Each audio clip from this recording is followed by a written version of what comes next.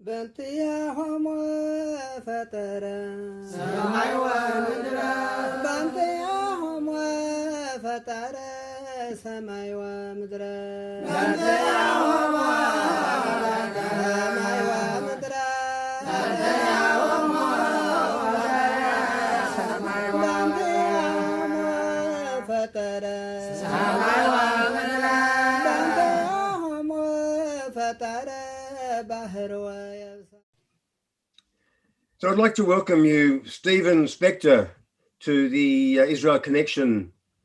We're talking today about Operation Solomon. This is the first interview in a small number of interviews that I'll be doing that's leading up to the anniversary, the 30th anniversary of Operation Solomon, which took place on May 24.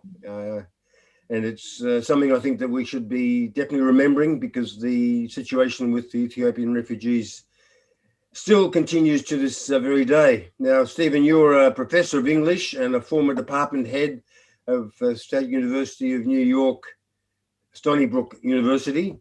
You've published 8 books, I understand, dealing mainly with religion, politics, and language.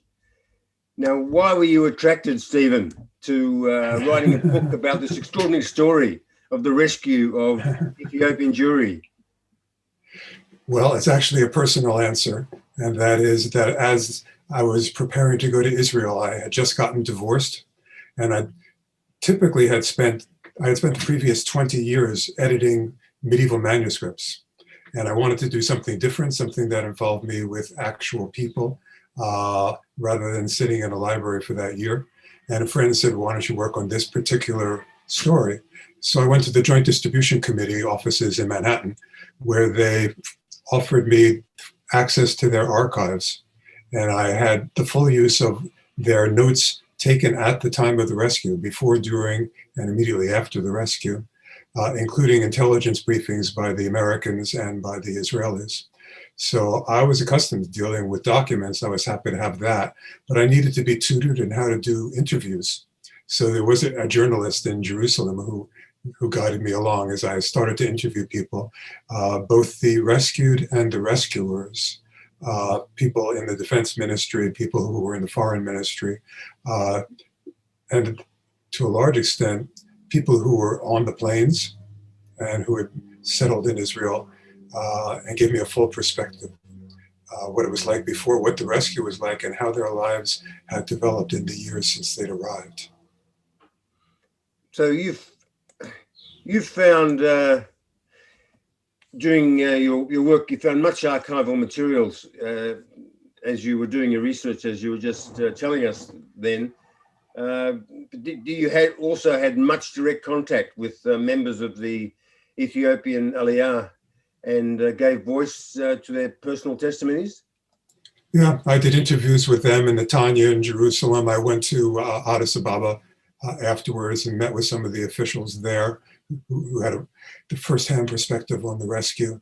But there were a number of young people in particular. The young Ethiopian Israelis were very facile with English. Their parents, one of the problems with that aliyah and with all aliyahs is that the young people acquire Hebrew, and the parents often have difficulty. And that's part of the kind of heartbreaking story that follows the rescue. But the young people also were very good at English. So I traveled around with a translator and also met with people who could speak English, and was able to interview quite a number of them and to tell some of their stories. With the people that you've met now, there's in your book, which I have to admit I haven't read it from cover to cover or from electronic first word to electronic last word, but I can tell my listeners and my viewers that your book, which is titled Operation Solomon, the Daring Rescue of the Ethiopian Jews, is definitely available. I picked it up on Google Play Books and have read a substantial part of it. In your book, one of the characters mentioned is a woman by the name of Homanesh. Now, I understand this woman from other comments I've seen about your book, she's actually not a real person. She's actually a composite of the people that you met, the experiences of the many Beta Israel, as they're referred to, that you interviewed. So how did you have, why haven't you actually used direct links to real people to express the views of what happened in the rescue of the... Yeah, actually, I do. In the book, there are a number of interviews with people who were actually involved in the rescue, who were rescuers as well as rescued. Accommodation is a composite, but is real. And that story is composed of a couple of people together who had a more dramatic account and identified that as a more composite version, but it's only isolated in, say, 2 chapters in the book. The rest of it attempts to achieve a scholarly accuracy, a scholarly degree of accuracy in identifying the people and their experiences. Well, the book is, I think, is a definitive account of what happened in Operation Solomon. I don't think anybody should go anywhere else to look for what happened. I definitely don't recommend the film that was made, the Red Sea Diving Resort, which is a terribly schmaltzy rendition of the story. I imagine that you would concur with that, Stephen. Well, that movie, I believe, is about the previous rescue. It's Operation Moses. And that one is an entirely different story. And I can't comment because I didn't do that research. Yes. You know, Hollywood movies tend to be schmaltzy. What can I tell you? Yeah. So this international maneuver that involved a number of players involved a serious level of conflict. Now, can you please go into the story about Susan Pollock, who was the representative in Addis Ababa of the grassroots and somewhat maverick American Association for Ethiopian Jews? And please explain why she so outraged the Joint and the Jewish Agency at the time, who were also involved in the rescue. Yeah, Susan Pollock was an American Jewish woman who had been sent by a private advocacy organization, an NGO based in Chicago, called the American Association of Ethiopian Jews. Her story wasn't told. It was essentially suppressed. Part of it was because a lot of Israeli officials were angry at her. They felt, and this was the untold part of the story, it wasn't in any of the information that I had read before I went over to Israel, but she was the one who essentially created this situation. You might say she created the crisis that required the emergency rescue. More than any other single person.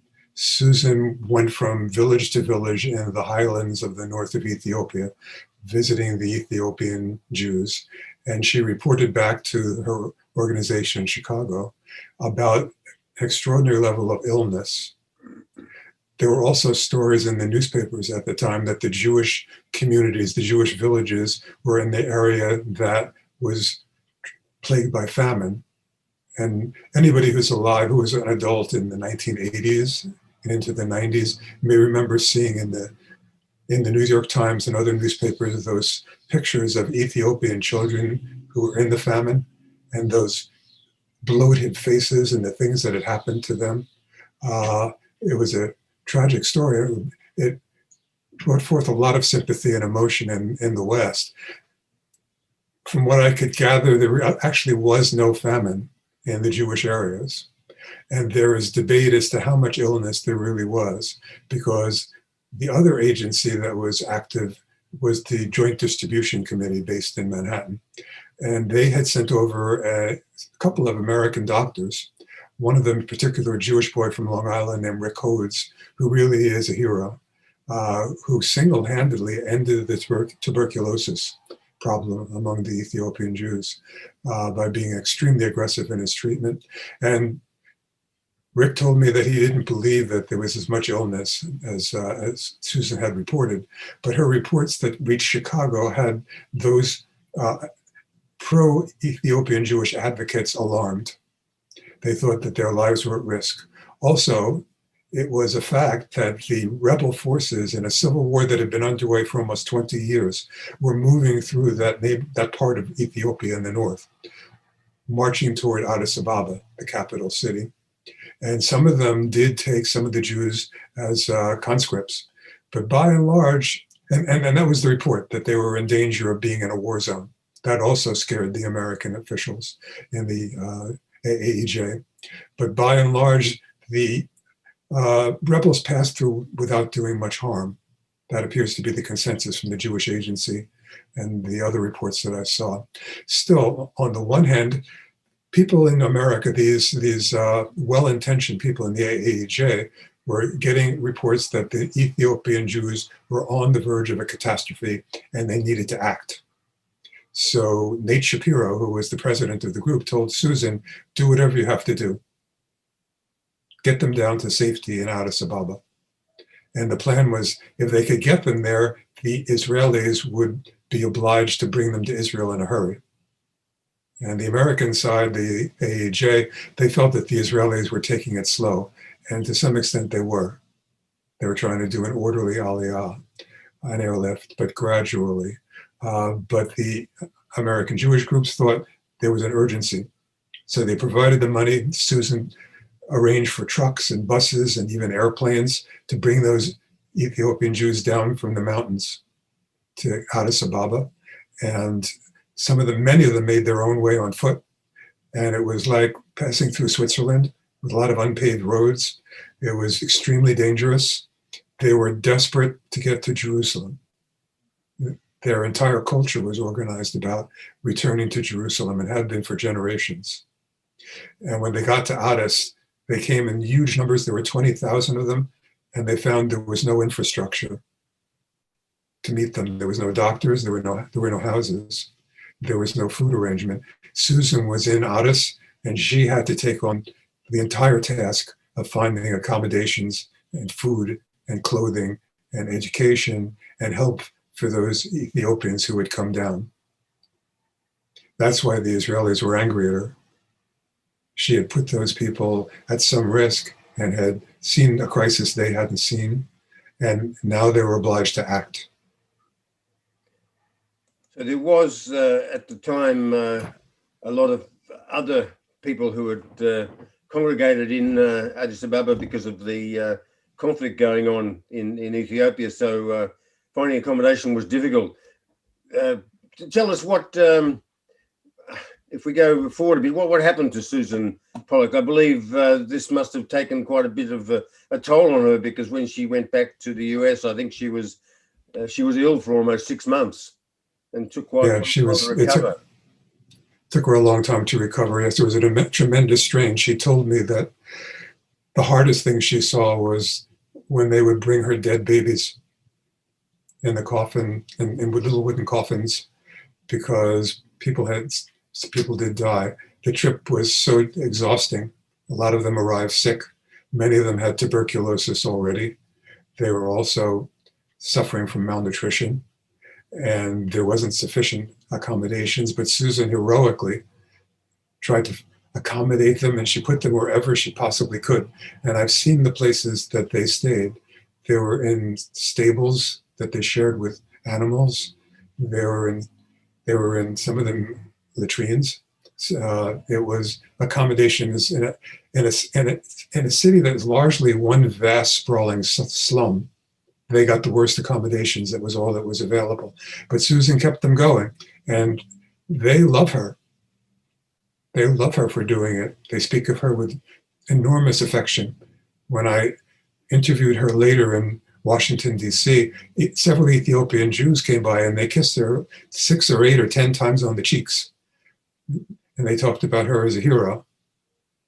So Susan Pollock is, in my mind, a legitimate hero. But if you speak to many of the Israelis involved, she was the villain in the piece. Been hearing a kind of a tale of conflict and eventual cooperation in a kind of sort of a way among a network of organizations working on behalf of the Ethiopian Jews. And it's been said that this might be a basis for a comparative study of Jewish international politics and even in our own community, as I see different Jewish organizations competing with one another for the stage and believing that, that what they're doing should be given preference or precedent perhaps over what other people are doing. It really is an indication of, I think, of what happens in our community and perhaps even in other communities.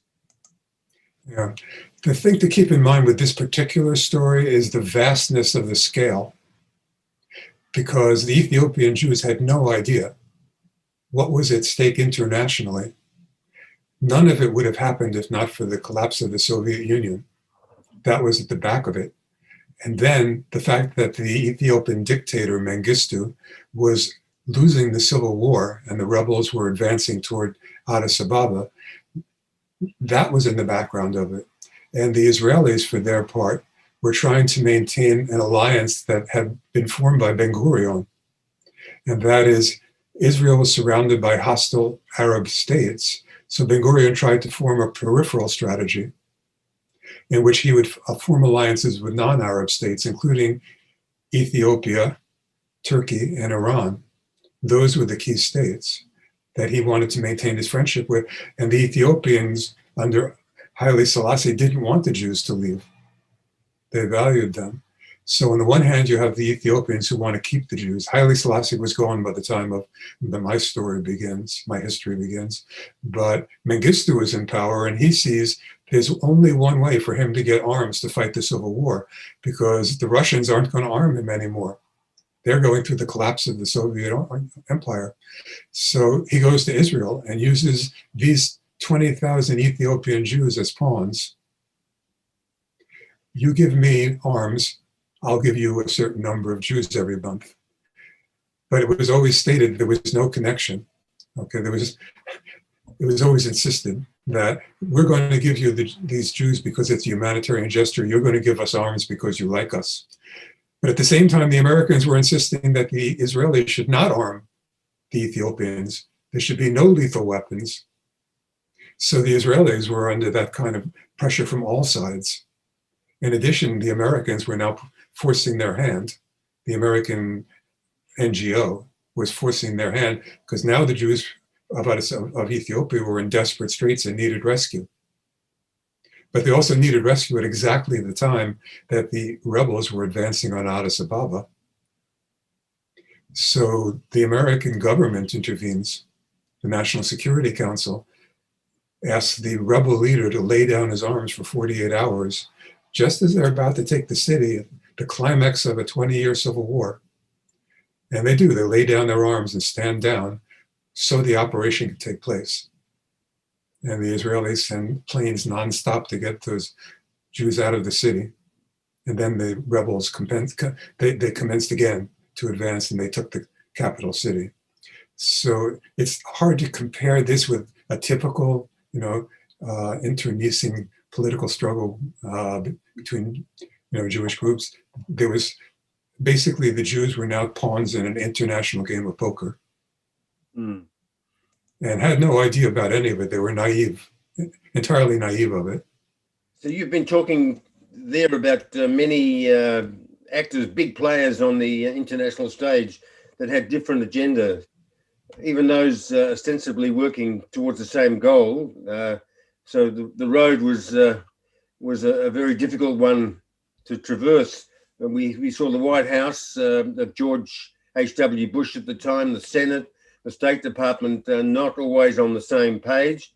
So what were some of these significant differences of thinking amongst these big players who were ostensibly all aiming towards the goal of liberating the Ethiopian Jews, but in some cases their agenda didn't quite overlap ideally with one another? Well, George H.W. Bush was all in supporting the rescue. He had been the director of the CIA. He knew the CIA had been involved in a previous rescue.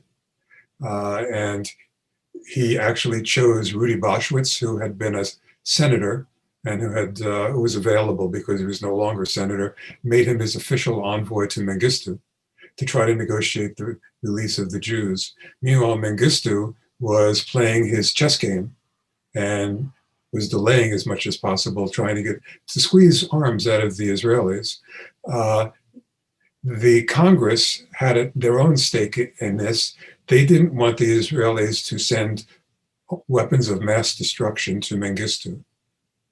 And at that point in history, a weapon of mass destruction was a cluster bomb, which is a really nasty weapon. Dropped from an airplane, it explodes at a height above the ground, and then shoots all sorts of dangerous and disastrous weaponry at people on the ground. And the Israelis had these cluster bombs. They'd acquired them from America.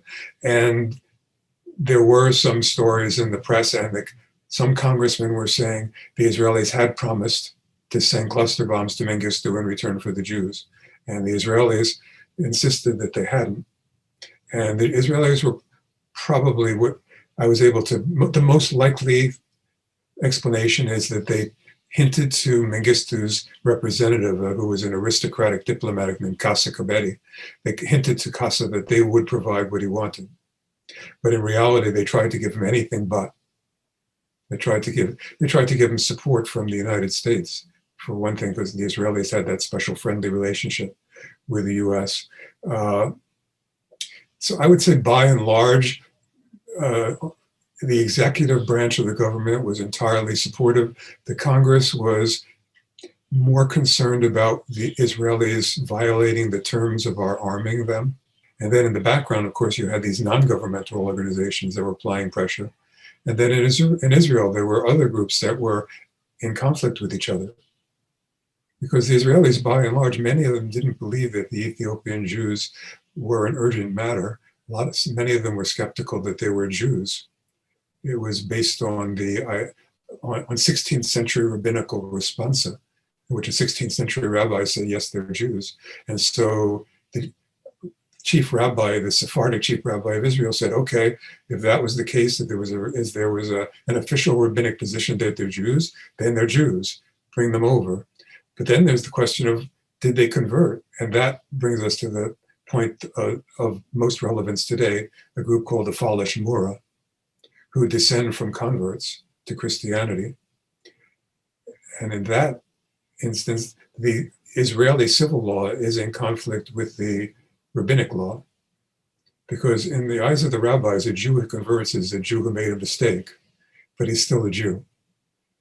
In the eyes of the law of return, a Jew, or even the grandchild of a Jew and is entitled to citizenship in Israel, but not if they converted willingly. And there was some evidence. The scholars that I know who specialize in Ethiopia believe that the Ethiopians' ancestor did convert for benefits, being able to get good work, being able to marry a Christian, things like that. So there was debate in Israel, and there was some conflict in America. And then there was the question of this one group forcing the Israelis' hand, and then the other American Jewish group, the Joint Distribution Committee, trying to impose order. So by and large, it was an orchestra that was not harmonizing, and yet it all worked out.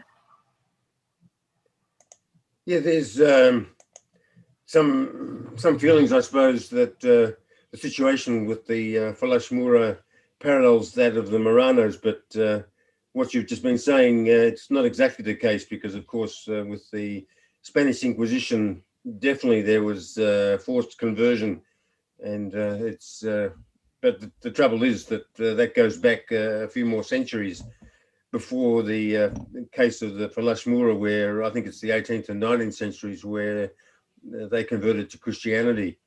So it's more recent than the Spanish Inquisition by quite a few centuries. Yeah, when the Jewish Agency was approving the Ethiopians in Addis Ababa, when they knew the rescue was going to happen, and they were going through they produced a large book indicating who qualified as a Jew. And they were meeting with every one of them and giving them, if they qualified, they gave them numbers to put on their foreheads. And that's what they wore when they were taken to the plains. But if they didn't qualify, they were told, you're not legitimately Jewish. And this led to some enormously emotional scenes. People, mothers saying, I'm cut off from my own children, or family members, other family members who were split. But even though the Jewish Agency and the Joint Distribution Committee and the Israeli officials were all saying that the Falashmura could not come. They thought it would be they'd open a can of worms, and that that can of worms would never close. They were saying the Falashmura couldn't come, but there were powerful forces in Israel who wanted them to come. And in the end, they did start bringing them. And once they did, there's such an intricate and complex number of relationships in Ethiopian families. People marry and remarry, and then all of them consider themselves one family. So they consider themselves, this is my son, but it's actually the son by a different father or something like that. But all of them then felt qualified to be reunited with their relatives in Israel, which is why it's still going on, this debate about who qualifies. And there is still Falashmura in Ethiopia being brought over. And on a number of different occasions, there have been celebrations. This is the last plane full of Falashmura. We celebrate the end of the Ethiopian Aliyah with this flight. And then the same thing happens a couple of years later. So it really hasn't ended because of that. Yeah, only this last week I interviewed Israel's entrant into the Eurovision contest, woman Aden Elene, who is of Ethiopian background, whose mother was Christian and converted to Judaism, so her daughter automatically is now Jewish.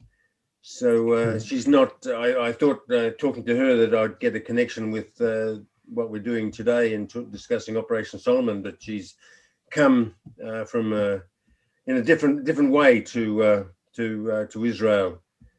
But the story is still nonetheless interesting to see how a member of the Ethiopian community has achieved such prominence in Israel at the moment, and everybody has their eyes on her as she competes at Eurovision in only a week's time. But in any case, so let's track back a bit, Stephen, to some of the historical background. This relationship between Ethiopia and Israel, following the creation of the state of Israel, is certainly interesting to look at, and how much it affected the efforts to bring the Beta Israel to Israel. You've touched a bit on the rise of Pan-Arabism and how that led to an alliance of sorts between Ethiopia and Israel, and the emergence of Islam as well plays into this equation. Well, if you want to go back historically, we need to start with King Solomon. Okay, let's do it. That's the Ethiopian foundation story, not only for the Jews, but for the Christians as well.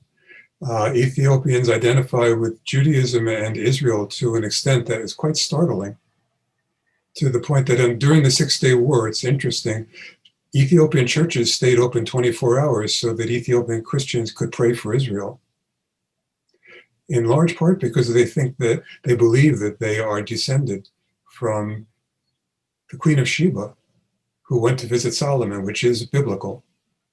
But this is an Ethiopian elaboration on that story, that Sheba was pregnant when she left Solomon, and she gave birth to Prince Menelik, who looked exactly like Solomon. And as a young man, he came back to Jerusalem and visited his father. And the two of them had a wonderful time together. And when he left, he took with him many of the court of King Solomon, and also they stole the Ark of the Covenant. And they have it in, the Ethiopians believe that it is in northern Ethiopia today. And they have a celebration, an annual celebration, which they dance around with imitations of the Ark of the Covenant, and the actual Ark, they believe, is in a church in northern Ethiopia, in Aksum. So that's where it begins. They maintain the sense of being descended from Jews, although they became Christians fairly early. Only a small percentage of them remained strictly Jewish, they believed. Okay, but even Haile Selassie, the last of the line of kings before Mengistu overthrew him, Haile Selassie called himself the Lion of Judah, as you may know, because he felt he was a direct descendant of King Solomon. So there was that connection, a clear sense of identity. And that's one reason that Haile Selassie did not want the Jews to leave. he told the Israeli special ambassador, Uri Lubrani, who was he was the actual diplomat representing Israel during Haile Selassie's reign. He said we would lose a gem of our national tapestry if the Jews were to leave. So there's that level of identification. Okay, so when the state of Israel is formed, it was natural for Ben-Gurion to think of Ethiopia as one of his allies, and they developed Haile Selassie as an ally, but they also didn't want to offend him. So Lubrani was the ambassador, and he said, I believe that we should bring them over, but we can't do it. We don't want to offend Haile Selassie. So they were going slowly in the 60s and 70s. And that's one reason that the American advocacy groups felt the Israelis were dragging their feet. And in addition, the Israelis weren't 100% sure that they qualified as Jews. So when Israel was bringing them over, it involved the Arabs because the Intifada was still going on, the first Intifada in 1989, 1990, 1991, when this operation is being planned and taking place. And they didn't want the Israelis to bring in a large number of outsiders and then send them to the West Bank. And that was one of their objections. So it played into the larger conflict at the time. Also, the Israelis, by the way, were bringing in 1 million Russians at exactly the same time because the Russians were being allowed to leave, and many of them went to Israel. So there was a competition to find hotel space just to put these people up when they first arrived. After the formation of the State of Israel, when did Ethiopia actually recognize Israel officially? I'm not sure when. I'd have to look back at it when they actually did, but they did expel all Israelis after Moshe Dayan exposed the fact that Israel was arming Ethiopia in 1978. So clearly, if they had any recognition, they would have ended it. And Mengistu was actually toying with the idea of offering recognition at the time he was negotiating for more weapons. I don't know exactly when that recognition would have happened, but I'm pretty sure it was delayed for quite some time. So you've alluded to the situation with the Beth Israel, whether indeed they were Jewish and were entitled, therefore, to a Jew's right of return to immigrate to Israel under the law of return. But this was accepted in the mid-1970s. Perhaps describe what were some of the other events that hindered the Ethiopian Jews from migrating to Israel at that particular time. Why did it take yet another decade or more before it was finally achieved? Yeah, well, part of it was the story I just mentioned. Mengistu expelled the Israelis after Moshe Dayan. He was asked on television, "Are you supplying secretly supplying weapons to Ethiopia?" And he said, "Yes." Nobody can explain that. Why he would say that. It was so tactless that people thought it must be deliberate. I interviewed ex-Prime Minister Shamir about it. He said it was a blunder. He said nobody could explain it. And one of the people in the foreign ministry told me it was Moshe Dayan. He had a big mouth. But when it happened, that stopped the Ethiopian Aliyah. It was very small to begin with, but now in order for the Jews to leave Ethiopia, they made their way to Sudan by foot. And they did it at night because of the danger of the heat, and also they were hoping to avoid wild animals, but a lot of them were killed. It was an extraordinarily high rate of death. And yet they kept going by foot until they were rescued from Sudan by CIA planes and by that mission you mentioned that involved seaside resorts. But it was a very slow group. So by the 1990s, 1991, there were about 15,000 Ethiopians living in Israel. But there were another 20,000 still in Ethiopia, and they were being brought over gradually as Mengistu let a certain number out each month, depending on whether he was angry with the Israelis or wanted to punish them. And it wasn't until Mengistu was gone and the rebels were at the gates that the Israelis were able to fly in and take the 14,300 who were still there and get them out. You've alluded to Moshe Dayan's blunder. I think that maybe some of us think that he made an even bigger blunder after 1967, when Israel relinquished the Temple Mount to the Muslims, and we see what this has led to today with the current spate of violence that's occurred across Israel and Gaza.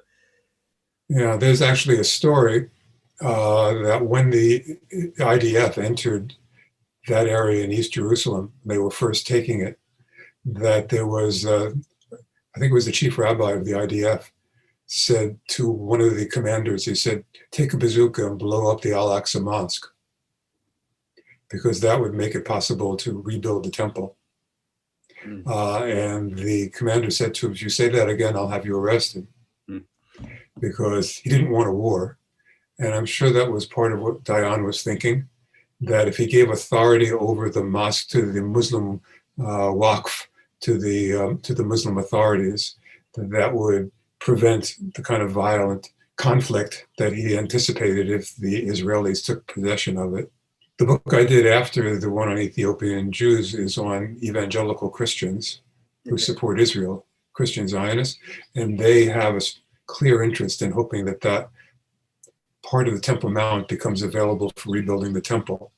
And that was part of the motivation for those who wanted to destroy the mosque at that point in 1967. I noticed that you had done a book on Christian evangelists, and I've done a program only earlier this year, and we had the Jewish International Film Festival, and I interviewed the co-directors of the film Till Kingdom Come, which is an up-to-date account of the Christian evangelists and their impact upon Israel. I don't know whether you've seen that film, but you would definitely have an interest since you wrote a book on the subject. Yeah, sure, thank you. Let's go to today and look at the situation reflected today on Ethiopian Jewry. I expect since you wrote this book now a decade and a half ago, and you're still talking about it, that you definitely have an interest still in the fate of Ethiopian Jewry. And we see as we speak, the conflict is going on in the with rebels in Tigray right now. It doesn't seem to cease within Ethiopia, with people attempting to assert their own national rights. So have you followed up in some way on the success or otherwise of the absorption of Ethiopian Jews into Israel? Well, as I was researching the book, I was actually in contact with people who were very close to that question. This may come as a surprise to some of your viewers, but Dr. Ruth Westheimer, Dr. Ruth, actually wrote a book on Ethiopian Jews who had been rescued. She called it Surviving Salvation. Do you know it? Yeah. The Ethiopians, as I mentioned, for generations have been yearning to go home to Jerusalem. And with this airlift, it happened. And now they had to survive it. They'd found their salvation, and now they were faced with such serious challenges, it was a question of whether they could survive. And in particular for the older people who didn't learn Hebrew, because it's hard to learn a new language as an adult, they were entirely dependent on the government. And for the younger people who did, it was very hard to find work. Many of them went into the army, where they served with distinction. And after that, many of them went into security, like being guards at stores and things like that. There were some highly successful stories. Lots of young women made their way into the university. But the community as a whole was in jeopardy. Part of it was the generation gap caused by the fact that the young ones were sent off to boarding schools, religious boarding schools, because they knew that the Israeli officials knew that the Ethiopians were a religious community, so they didn't want to make a mistake like they'd made earlier by sending people from a religious community to a secular school. So they sent them to religious boarding schools away from their parents when their parents needed them, because the parents weren't speaking Hebrew. And when the kids came back, they were no longer good Ethiopian kids, many of them, because they were famous for being deferential to adults, whispering in the presence of adults, looking down, not making eye contact. And when those kids came back, they were Israelis who were just exactly the opposite. And it was terrible for the parents very often. So the community was in distress at the time that I was still researching the book. And the social workers that I was talking to and the government officials were saying, it's a race. There's only a certain amount of time that we have before it becomes a black underclass. And when that happens, there'll be race problems and gang problems. And they said at the time that the rescue was happening, I think they were saying the majority of prisoners in Israel, at least a large percentage of them, were from North Africa. And they were afraid that an awful lot of Ethiopian kids would end up in the same plight, end up in prison, a lot of them unemployed. It's better now, from what I understand. I haven't done the original research to be able to back this up, but there were still riots. There were riots because the Israelis knew that there was a high level of HIV.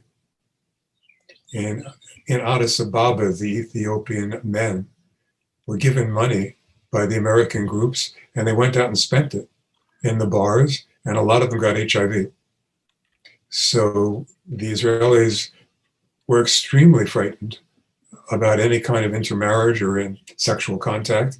And there was a scandal when they had a blood drive, and secretly the Israeli authorities dumped all the blood that Ethiopians had donated, because they just assumed that there would be a high level of HIV in it. And there were riots as a result. These Ethiopians who were famous for being patient, waiting in line, exactly the opposite of Israelis, were now rioting for the first time, and they were becoming Israelis too.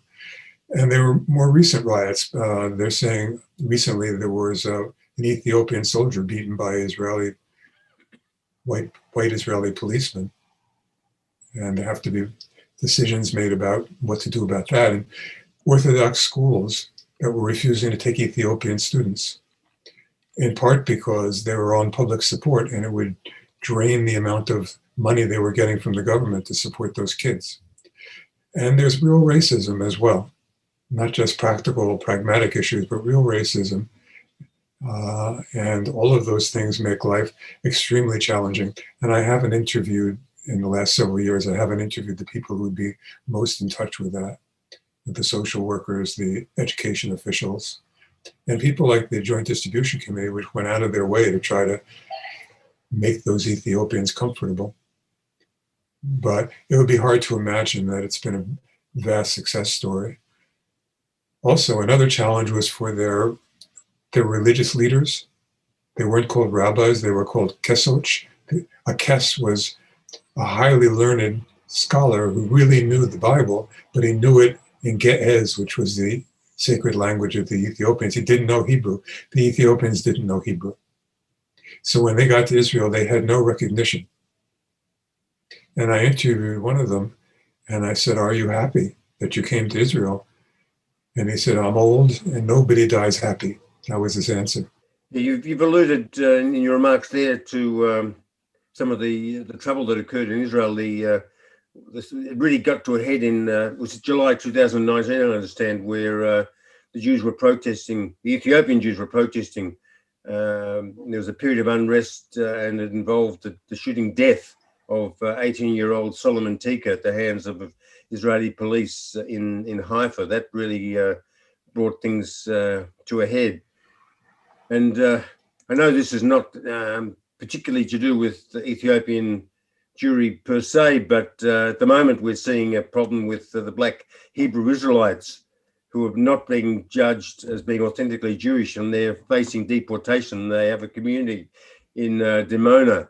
So they've been causing a lot of disturbance, and I don't know whether you're aware of that, but that's one black community in Israel that the Israelis don't want to have anymore. Yeah, when I was living in Israel, that was the case too. In 96, 95, 96, 97.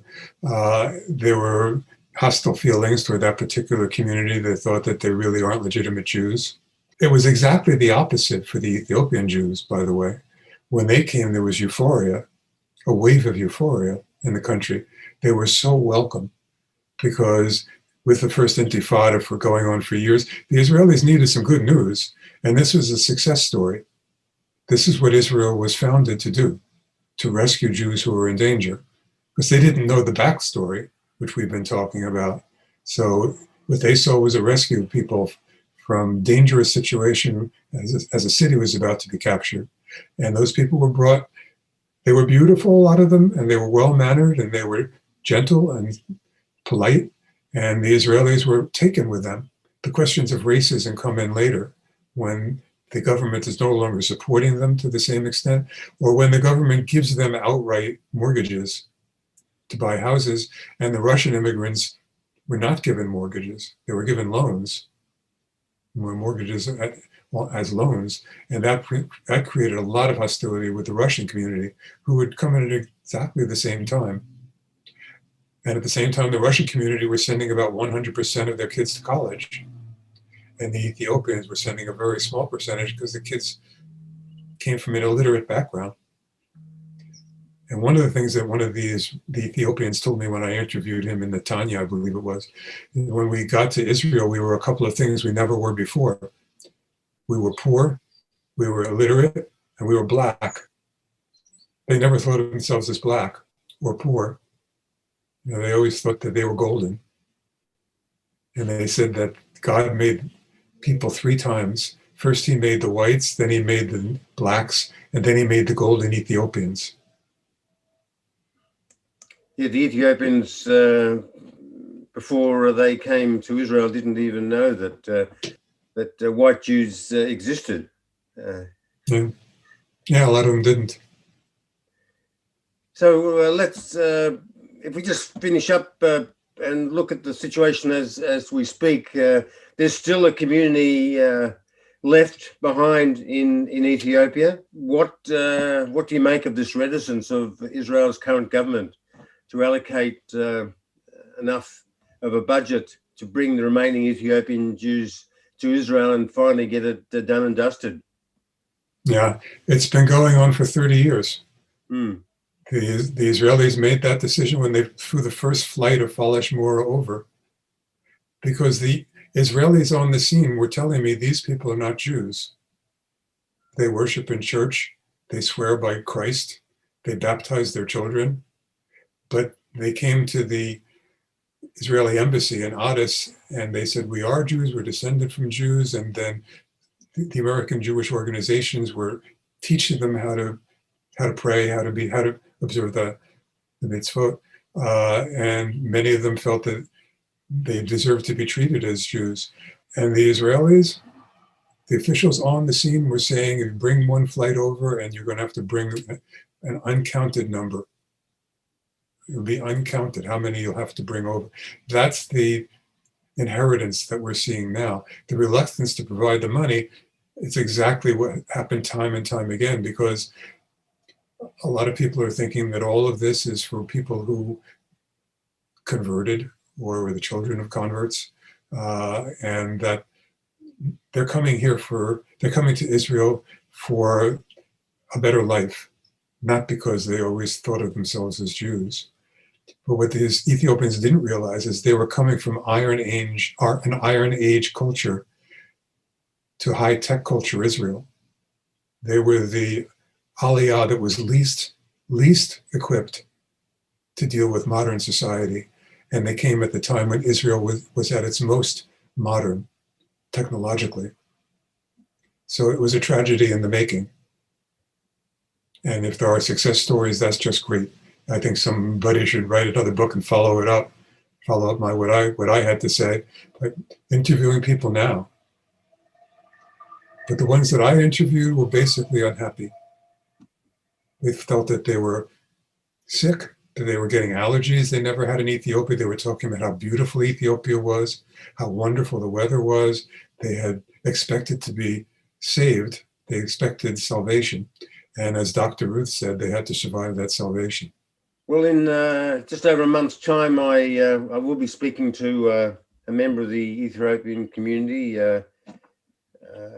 His name is Masresha Dessa, He's an MD, and I think that that should give us an interesting insight, indeed, into where the Ethiopian community is today. And I would tend to feel as though, since the numbers there are not as great as they were, that the impact of bringing Jews from Ethiopia in smaller numbers is not going to be a serious issue to deal with in Israel today, with the community already there.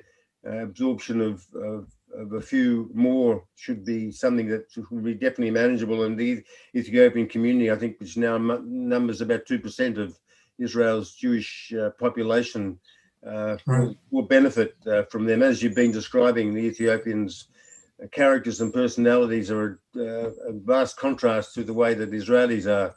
And I think it's a benefit to Israel's brusque nature to have Ethiopians as part of their community. We haven't covered a lot of what is in your book, which people should definitely grab hold of in some shape or form. The intricacies of what went on. Your book really reads like kind of a thriller. Of course, we all know the outcome, but it's very interesting to look at the meanderings, the politics of what went on, and the personal accounts that you reflect upon as you wrote this book. I think it's a great contribution to the subject of that we've been discussing. And as we sit here on the 30th anniversary, it's I think something that we should all be aware of. I hope we're not all going to be too focused on the current state of conflict that's going on in Israel and Palestine, that we ignore this important anniversary. And I must say that I have a personal connection with this, Stephen, because it's also the 30th anniversary of the passing of my own father, who only 3 months before the Operation Solomon, he passed away. So he wasn't alive to reflect on this wonderful event. So it's been great talking to you today, Stephen. I thank you for having given us an account of such an important event in our Jewish modern history. It's a pleasure, David. Thank you for having me.